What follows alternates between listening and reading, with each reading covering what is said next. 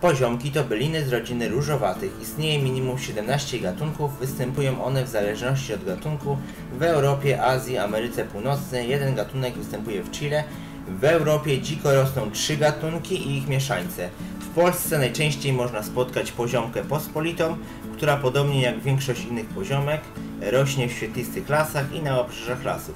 Można je zbierać dziko, tak jak borówki, jednak częściej ludzie uprawiają szlachetne odmiany, które mają więcej owoców. Zwykle też częściej w uprawie znajduje się mieszaniec, jakim jest truskawka. Roślina o małych wymaganiach, urośnie na słabych glebach. Zalecam jednak dać chociażby garść ziemi kompostowej lub czegoś podobnego w celu uzyskania większych plonów. Im lepsza ziemia, tym więcej tych poziomek będzie, tym lepszy krzak będzie zdrowszy. Jest zazwyczaj dostatecznie odporna na choroby, szkodniki mróz, susze. Zależy to jednak od odmiany, stanowiska. Moja poziomka, którą tutaj widzicie, to jest poziomka Regina. Jest to odmiana bardzo plenna, powtarzająca, niechorująca, bezrozłogowa, aczkolwiek wytwarza je w niewielkim stopniu, jednak zwykle nie rozrasta się bez pomocy człowieka. Oprócz rozłogów rozmnaża się je głównie z nasion. Nasiona wysiewamy pod koniec lutego, sadzenie maj lub latem, sadzenie na jesień. Nasiona można zdobyć nawet w markecie. Może zmarznąć tylko w ostre zimy, jednak w dzisiejszych czasach ostrych zim raczej nie ma, jest to mało prawdopodobne, żeby zmarzła. Chodzi mi tutaj o tą odmianę szlachetną, bo dzikie wiadomo, że nie zmarzną.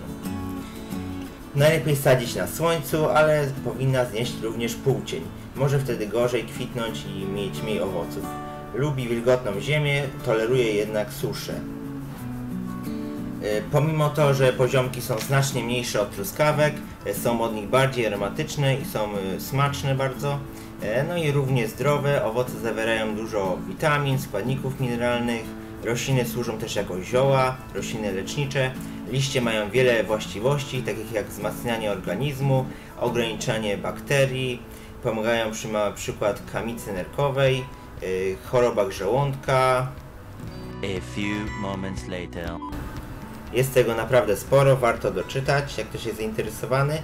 Najczęściej poziomki jada się na surowo, prosto z rośliny, nie można ich zbyt długo przechowywać i uprawia się je zazwyczaj amatorsko, ewentualnie na rynek lokalny. Warto przeznaczyć chociażby trochę miejsca w ogrodzie na posadzenie poziomek. Dzięki za uwagę.